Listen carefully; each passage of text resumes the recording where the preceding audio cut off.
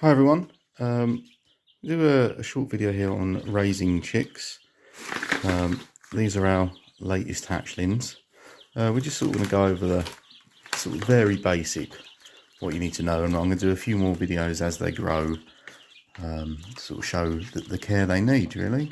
So here we have a few of our latest clutches.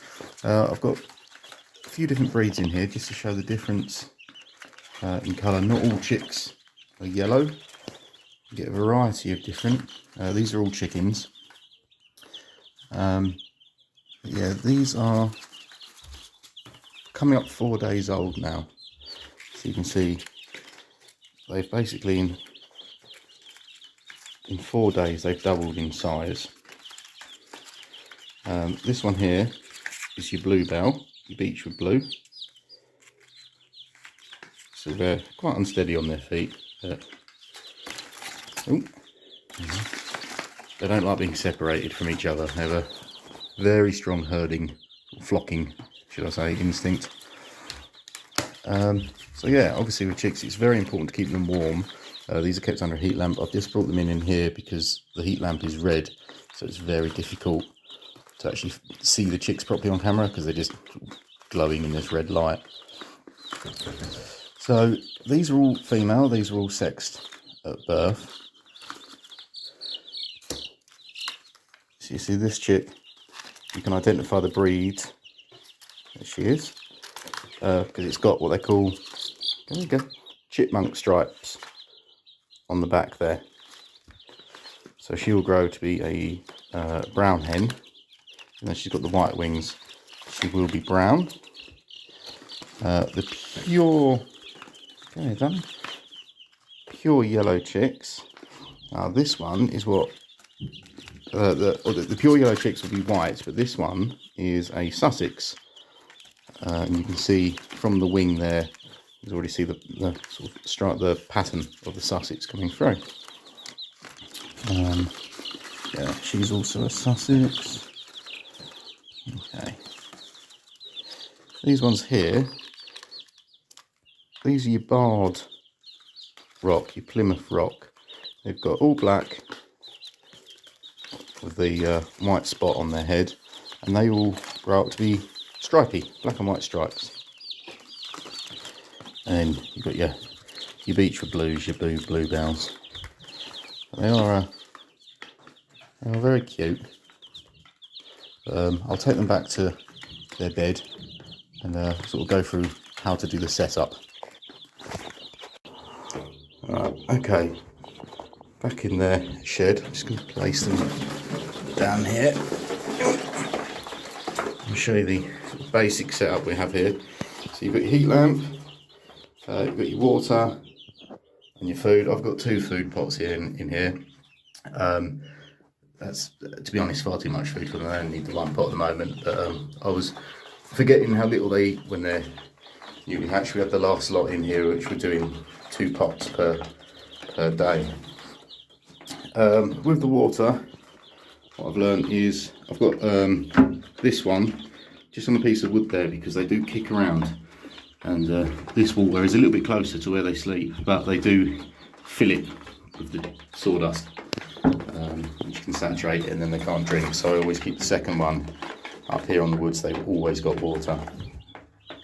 Talking about the sawdust, I found that is best. I have tested with hay.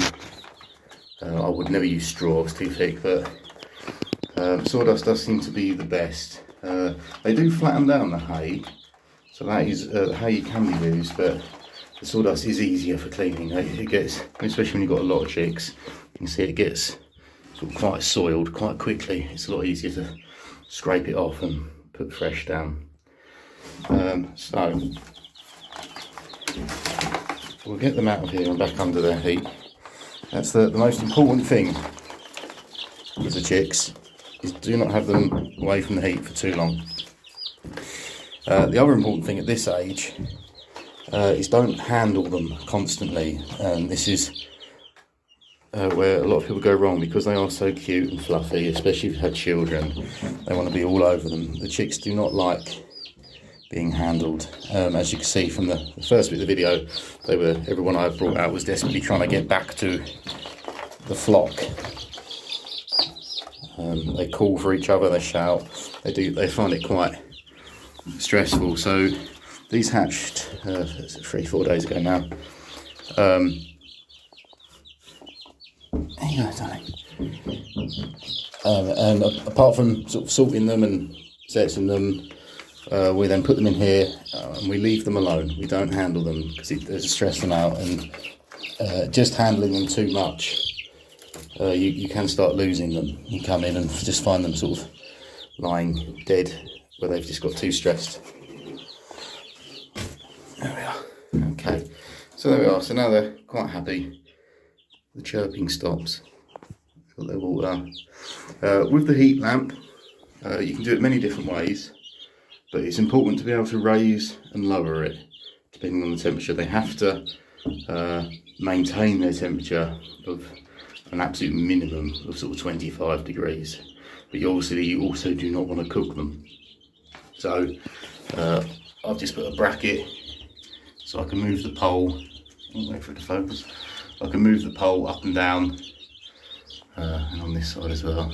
Different brackets, obviously raising and lowering the height of the light.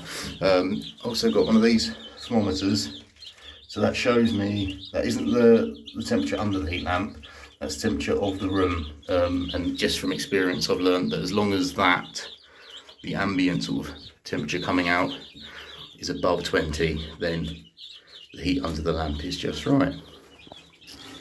Okay, so you see they're eating there quite nicely now. If they're stressed, they get loud. So you know there's a problem when they're very, very chirpy and shouty. They always talk to each other. So low level noise is fine, but if they're very loud, you know there's a problem. If the heat lamp is too low and you're too hot, you will find the chicks will not go underneath it. They will all be in a big circle like a donut all the way around it. Also, if it's too cold, if it's too high, they will all be in, like penguins, all huddled right underneath it there. That's when you know they've got a bit cold.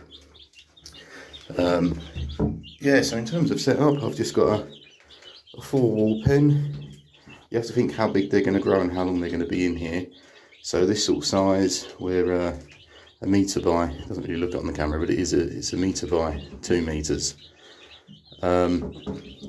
So I'm all right, about 20 chicks in here for about the first 4-5 weeks. After that, they do need to go into bigger accommodation, because also they climb up on the pole here in the lamp, and they try to escape, which is quite fun, but obviously we need to keep them safe.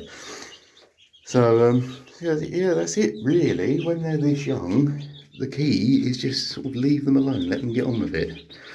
I come in the mornings and I do them fresh water, make sure they've got enough food, and make sure the food isn't soiled as well, and then I leave them to it, and then I come back at night about 5 o'clock, again make sure the water's fine, make sure they've got food for the evening, and that's it. I don't handle them too much, don't interfere too much. After about a week, they grow incredibly fast. They've already doubled in size in 3-4 days. In another week's time, they'll be double this size, and at that point they're a lot more hardier, so you can handle them a little bit more. But you can see they're perfectly happy, all running around. Chicks feed themselves. They don't need a mother hen to show them how to feed. They naturally do it. They don't need feeding from a mother animal to sort of crunch it up for them. As long as you feed them the shit crumb or food that's suitably sized, they'll work it out. The only other thing that's important is whatever room you're having them in is to have a light. It's important that they know day and night. So we've got a light bulb. So in the morning I turn it on, at night turn it off. So they've just got the sort of the red lamp there, and they will know that's night time, and it will teach them sort of to flock together to roost properly. I'll leave that on for them a little bit longer now because I've disturbed them, so I'll make sure they've all finished eating.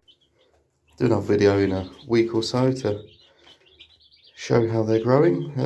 If you check out our website, courtfarmchickens.co.uk, you'll be able to see some more pictures up there of the different breeds, what they look like when they're a little bit older and what they grow up to become. Yeah, thanks for watching, and hopefully see you on the next one.